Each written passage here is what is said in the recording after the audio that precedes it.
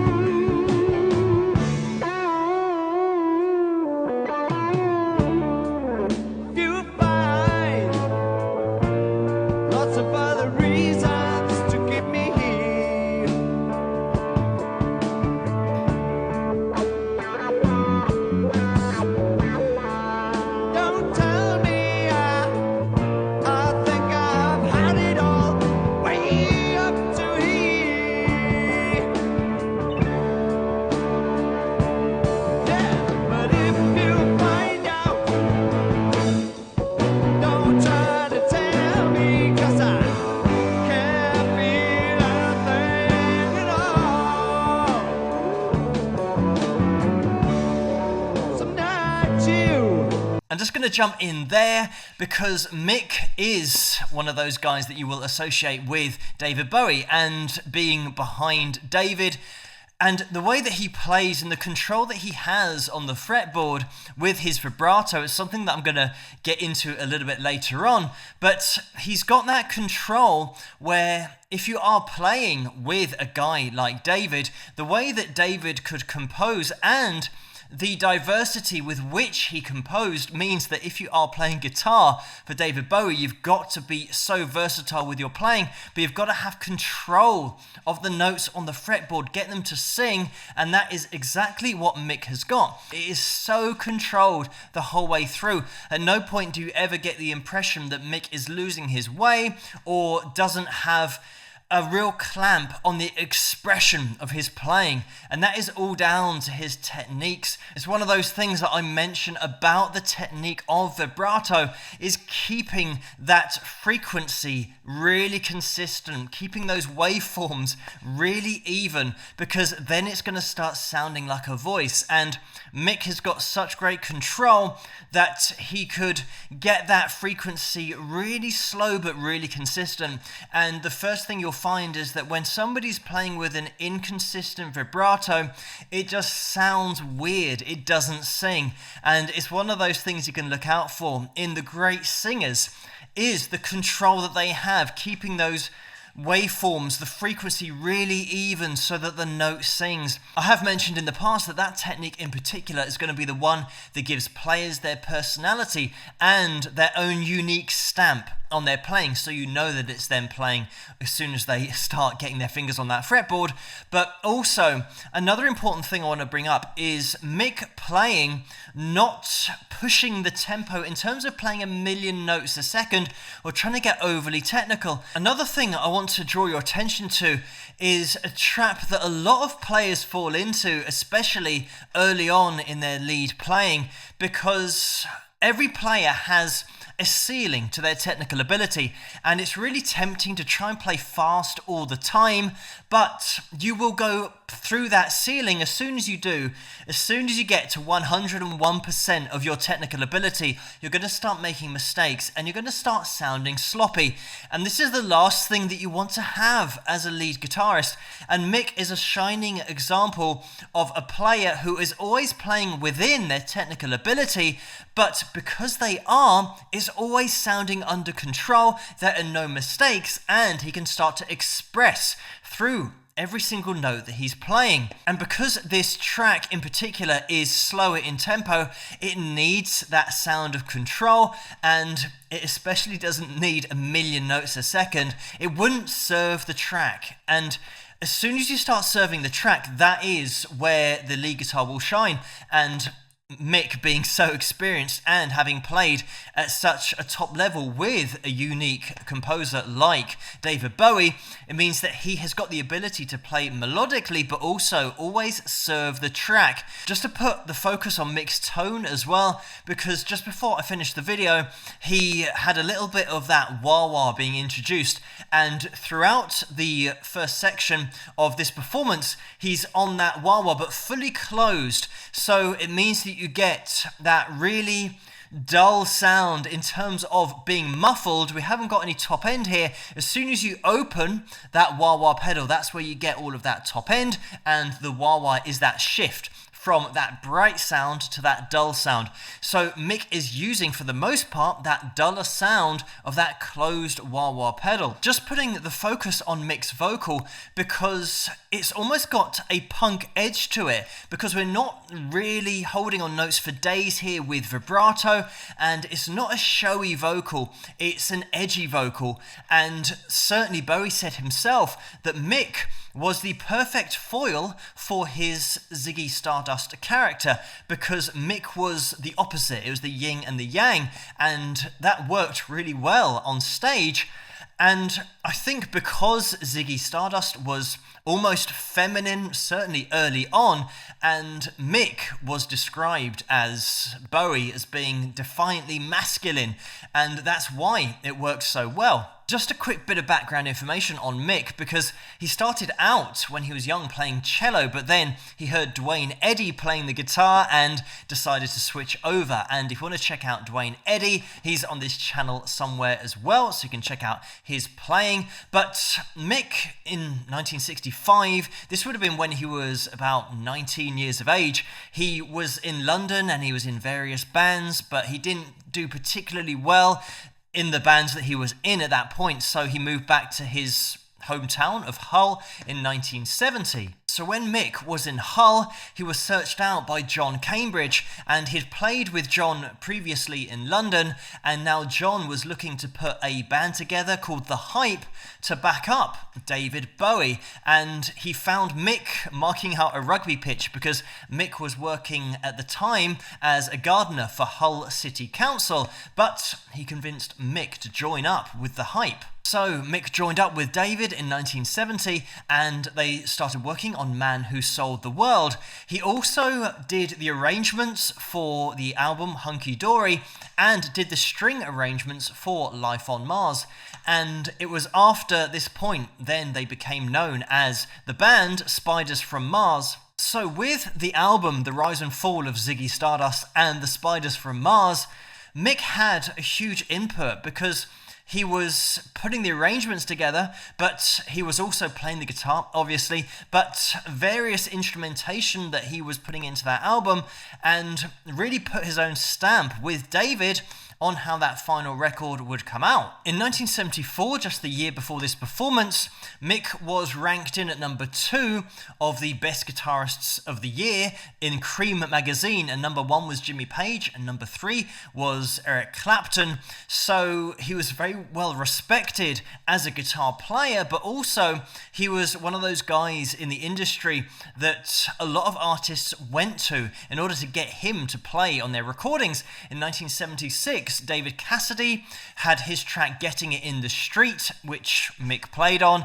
and also Roger Daltrey in 1977, One of the Boys, that was Mick playing on that track as well. He was a long-time collaborator with Ian Hunter as well from the band Mott the Hoople, and he did work as a record producer as well, obviously a musician laying down so many guitar lines on so many different artists' tracks. He worked with Bob Dylan as well, but as a producer he would work with so many different bands, and it wasn't important for them to be well known or famous. He would record with so many unknown bands as well. But let's get back into the second half of this performance.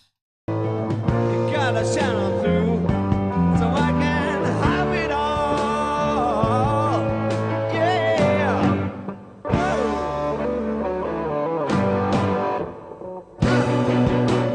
Got to find a reason.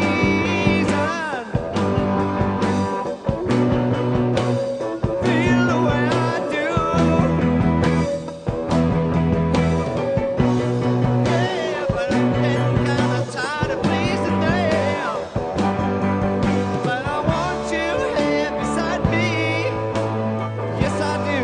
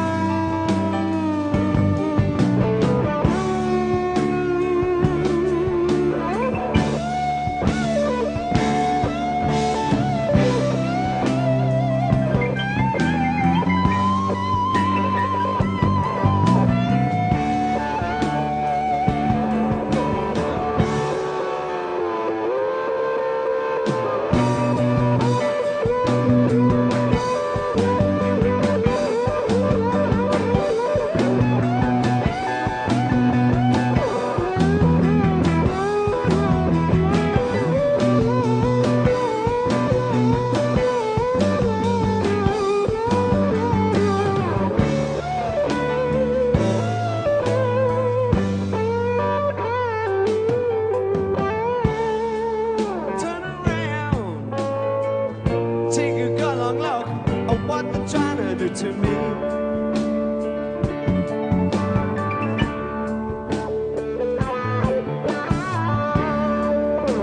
No matter how hard I look, no, they just can't seem to see.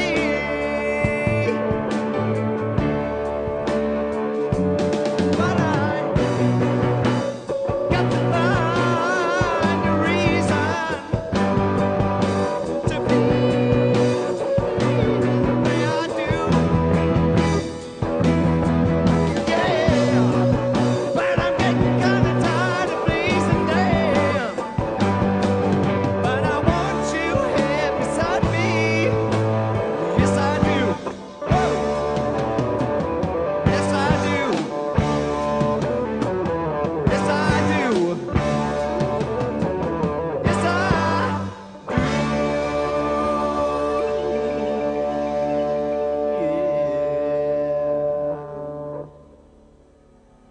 And there we have it.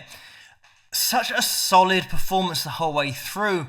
It seems to have been a theme recently that I'm talking about tempos and drummers and keeping it really consistent throughout the performance. If we start speeding up, that slower vibrato will have to speed up as well to match that same feel. A great performance throughout the whole band here. We've got piano in there as well. We've got the second guitar. So everything's really full, but it's not overplayed. Again, let me put your attention into the direction of the dynamics, because when the verses come in and Mick starts his vocal, everything just drops down, and it's one of those things that you'll see in the top bands all the time. So it always means that you've got another place that you can take the performance to, because you can just up it a notch. Whereas if you're playing just full out the whole time, for a minute or 2 minutes, it's going to get boring. You need that dynamic light and shade. And all the top bands spent a long time rehearsing dynamics and putting that into their tracks and their performances. And the not so great bands neglected dynamics. And it's the one thing that sets bands apart when you go and see them live. If you see a band that's got great dynamics, it just takes you on a journey throughout the whole set, not only song by song. Mick was one of those guitarists that could play so melodically. His guitar was always like a voice, so it meant that for any song, any style, any mainstream hit, he could add something to that. And that's why he was used by so many other artists, such as Morrissey and Van Morrison, Elton John, Lou Reed as well. But I think a lot of people will associate Mick with David Bowie and the work that he did with David. Unfortunately, Mick is another one of those that left us really early. He died at the age of 46 in 1993 of liver cancer. But fortunately, we get these videos that we can look back at and see his ability on the fretboard, but also hear his ability in other artists' songs, but especially with his work with David Bowie. He now has a sculpture in his memory in Hull. It's actually in the same park where he used to work as a gardener in Hull City, and that's just a sculpture of a guitar that's there. But what a fantastic player, and somebody that added so much to so many recordings back in the 70s and the 80s and throughout his career. But thank you so much for suggesting this video for me to take a look at, and keep those suggestions coming in the comments below. Let me know what you guys think, and if you like this video, please give it a thumbs up and subscribe, and I'll see you guys at the next one.